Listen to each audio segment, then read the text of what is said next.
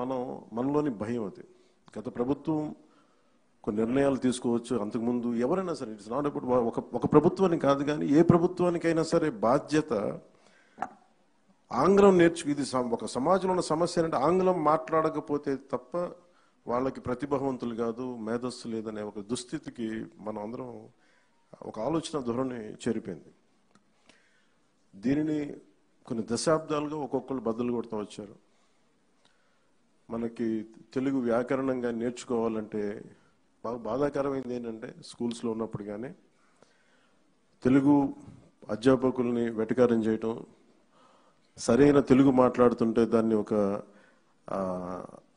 దానివల్ల ఏదో ఒక కామెడీ, ఒక వినోదం కలిగించే విధంగా ఉంది తప్ప నిజంగా తెలుగు భాష తాలూకు ఔన్నత్యం కానీ దాని గొప్పతనం కానీ అది చాలా పాపులర్ దీంట్లో తగ్గిస్తూ వచ్చాం మనం. అక్కడ మనందరం కూడా దీంట్లో బాధితులే.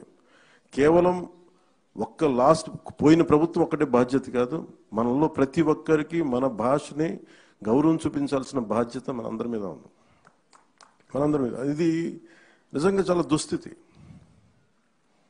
ఎన్నిసార్లు మాట్లాడుకున్నా మనం నిజంగా గిడుగు వెంకటరామమూర్తి గురించి వారి గురించి ఎంతమందికి ఇప్పుడున్న వర్తమాన ఈ కంటెంపరీ గ్రూప్ తెలియకపోవచ్చు యువతకి. ఆయన గురించి చదివినప్పుడల్లా ఎంత కదిలిపోతుందంటే, అసలు ఉదాహరణ చెప్పాలంటే గిడుగు రామమూర్తి గారు అసలు తెలుగు పండితులు కాదు, ఆయన ఇంగ్లీష్ టీచర్, ఆయన హిస్టారియన్. ఆయన విద్యార్థులకి హిస్టరీ ఆంగ్లం నేర్పించిన వ్యక్తి. ఆయన తెలుగు భాష మీద అసలు ఆయన దృష్టి పెట్టలేదు. కానీ హిస్టరీ దీంట్లో ఏదో ఒక టెంపుల్కి వెళ్తే ఆ టెంపుల్ ఒక ప్రత్యేకమైన ఒక కలిపిన ఒక భాష పత్రాలు ఉంటే ఆ టెంపుల్ మీద అది అర్థం చేసుకోవడానికి ఒక ప్రయత్నం చేసి అప్పుడు ఆయన చదివి దాని మీద అది దీన్ని మరుగైపోయిన భాష, ఇది ఎవరు చదవలేరు, దేవతల భాష అంటే అది కాదని చెప్పి ఆయన నేర్చుకొని ఆయన మన లండన్ నుంచి కొన్ని మ్యాగజైన్స్ ఇంపోర్ట్ చేసుకొని పర్లాకిమిడి మహారాజు వారి సహకారంతో అవన్నీ చదివి అలా ఆయన పరిశోధకుడు ఆయన. అలాగే గిడుగు వెంకటరామమూర్తి గురించి చెప్పాలంటే ఆయన మామూలు పోరాట యోధుడు కాదు. ఆయన ఏదో మనం కూర్చోబెట్టి మనకి తెలుగు భాషని ముందుకు తీసుకెళ్ళినోడే కాదు, ఆయన తెలుగు కోసం, తెలుగు జాతి కోసం పరితపించిపోయిన వ్యక్తి. ఎవరైతే తనకు అండగా నిలబడ్డారో పర్లాకిమిడి మహారాజు గారిని ఆయనతోనే గొడవ పెట్టుకున్న వ్యక్తి, అంటే అంత తపన పడిపోయే వ్యక్తి. ఈ రోజున మనం గిడుగు వెంకటరామమూర్తి గురించి, మనం రామమూర్తి గారి గురించి తెలుగు భాషని వాడుక భాషలో తీసుకొస్తున్నాం అనుకుంటున్నాం, కానీ దానికంటే ముందు ఆయన సవర భాష కోసం ప్రయత్నం చేసిన వ్యక్తి. సవర భాష కోసం ఆయన ఎన్ని సంవత్సరాలు వదిలేశారు ఆయన జీవితాన్ని. ఆయన సొంత నిధులు ఖర్చు పెట్టి, అసలు టోటల్గా ఎవరు కలవకూడదు, సవర్లతో కలవలేము, కొండ జాతి వాళ్ళతో పని లేదు, ఈ కుల వివక్ష చాలా పీక్స్లో ఉన్న దశలో, అలాంటి సమయంలో ఆయన సవర్ల కోసం తపన పడి, సవరులు దోపిడీకి గురవుతున్నారు సవర సమాజం, వారి దోపిడిని అరికట్టడం కోసం వాళ్ళకి ఎవరికైనా మన మైదాన ప్రాంతం నుంచి వచ్చి డబ్బులు ఇస్తా ఉంటే వాళ్ళు ఎంత ఎక్స్ప్లాయిట్ చేయబడుతున్నారు, ఎంత దోపిడీకి గురవుతున్నారు ఆయన వాళ్ళకి తెలియట్లేదని చెప్పి వాళ్ళ మీద ఉన్న మక్కువతో ఆయన సవరులకి అర్థం చేయడానికి వాళ్ళు జరుగుతున్న దోపిడీకి ఆయన సవర భాష నేర్చుకొని మరి వాళ్ళ వ్యాకరణం, పుస్తకాలు ఇన్ని కృషి చేశాను. అలాంటి వ్యక్తి, అలాంటి మహానుభావుడు. అలాగే ఆయనకి ఎవరికైతే అండగా ఉన్నారో తెలుగు భాష కోసం, లేదంటే మనకి ఈ వరిసాలో కలిసిపోతుంది పర్లాకిమిడి, నేను విడిపోవాలి, నేను చెప్పి మేము ఆంధ్రాలోనే ఉండాలని ఒక ప్రయత్నంతో ఆయన చేసిన ప్రయత్నం పర్లాకిమిడి మహారాజు వారి కోపానికి కారణమైంది. ఆయన స్నేహాన్ని కూడా వదులుకున్నారు. అలాగే ఆయన ఎన్ని మాటలు పడ్డారంటే దుష్ట చతుష్టయం అని చెప్పి దాంట్లో ప్రత్యేకించి మన గురజాడ అప్పారావు గారు, గురజాడ అప్పారావు గారు, అలాగే శ్రీనివాస అయ్యంగార్ గురించి అనేవాళ్ళు అంటే సరిగ్గా రన్ని తమిళం తెలుగు మాట్లాడే శ్రీనివాస అయ్యంగారు, ఏట్స్ అంటే ఒక ఇంగ్లీష్ వ్యక్తి, అలాగే గురజాడ గారు, గిడుగు, వీళ్ళందరినీ దుష్ట చతుష్టయం అని చెప్పి ఎన్ని మాటలు పడ్డారు వాళ్ళందరూ కేవలం వాళ్ళు కోరుకుంది మనం మాట్లాడే భాషని మనకి ఇది అంత మామూలు వాడుక భాషని మామూలు సాహిత్యంలో రావాలని ఒక తపన. ఆ తపన కోసం ఎంత కష్టపడ్డారు, ఎంత నలిగారు అని చూస్తూ ఉంటే విచిత్రం ఏంటంటే ఆయన లాస్ట్ ఒక 40 సంవత్సరాల్లో ఆయన చెవు వినిపించదు, ఆయన బ్రహ్మచెవుడు ఆయనకి. అది కూడా ఎందుకు జరిగింది అంటే ఆయన సవర భాష కోసం, సవరుల కోసం భాష లిపి తయారు చేయడం కోసం ఆయన ఎక్కడో అడవుల్లోకి వెళ్ళి అక్కడ కూర్చొని జబ్బు పడి మలేరియా వచ్చి అక్కడ క్వినైన్ అనే టాబ్లెట్స్ తీసుకొని దానివల్ల వినికిడి శక్తి కోల్పోయి ఆయన తెలుగు భాష ఉద్యమం అంతా ఆయనకి ఈ బ్రహ్మచెవుడితోటే ఆయన చేశారు ముందుకి.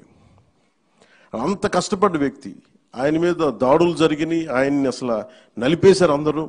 అప్పుడున్న సనాతనవాదులందరూ వాటన్నిటిని తట్టుకొని నిలబడి ఈ రోజున మనకి వాడుక భాషను ఇచ్చిన వ్యక్తికి నివాళులు అర్పించుకోవడం మనస్ఫూర్తిగా, ఆ అవకాశం మాకు ఈ విధంగా రావటం నిజంగా చాలా చాలా గర్వంగా ఉంది. ఈ గిడుగు వెంకటరామూర్తి గారి ఈ తెలుగు భాషా దినోత్సవాన తెలుగు భాషకి ముందు భాష మాట్లాడే వాళ్ళని గౌరవించాలి. తెలుగు భాష ఎలా బతుకుద్ది అంటే భాష మాట్లాడే వాళ్ళని గౌరవించాలి. ముందస్తులో ఫ్రంట్ లైన్లో ఉన్నది తెలుగు భాష అధ్యాపకులు. ముందు తెలుగు భాష అధ్యాపకులకి ముందు ప్రతి ఒక్కరూ గౌరవం తెలియజేయాలి. స్కూల్స్లో కానీ కాలేజెస్లో కానీ.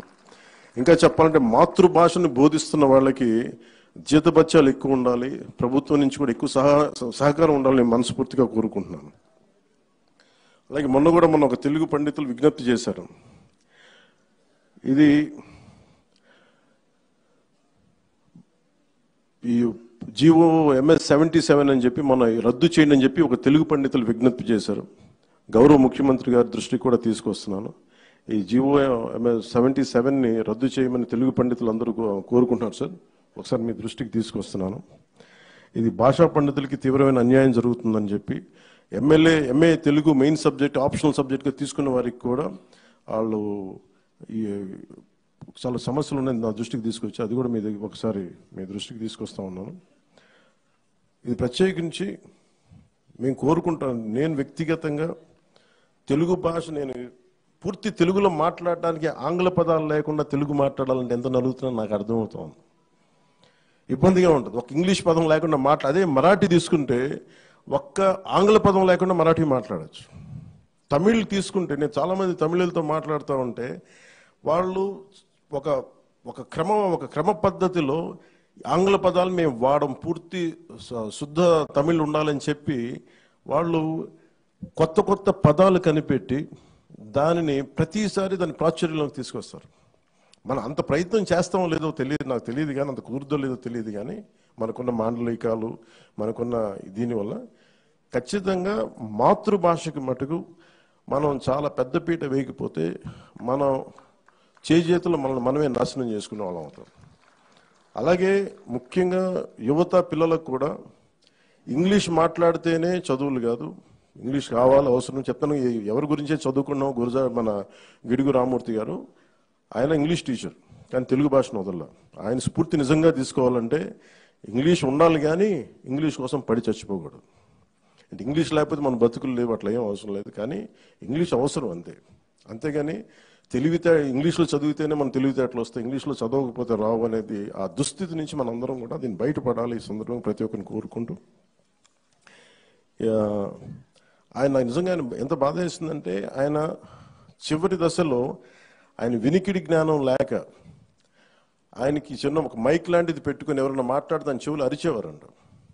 అట్లా ఆయన వాళ్ళ అబ్బాయిలు కూడా చెప్తా ఉంటారు. ఇది ఒక పుస్తకాలు చదివాను. ఆయనకి తెలుగు భాషని ఆయన వాడుక భాష తీసుకునే ఉద్యమంలో ఆయన వినికిడి శక్తి కోల్పోవటం ఒక వరం అయిపోయిందంట. ఎందుకంటే బయట ప్రపంచం తెలియదు ఆయనకి.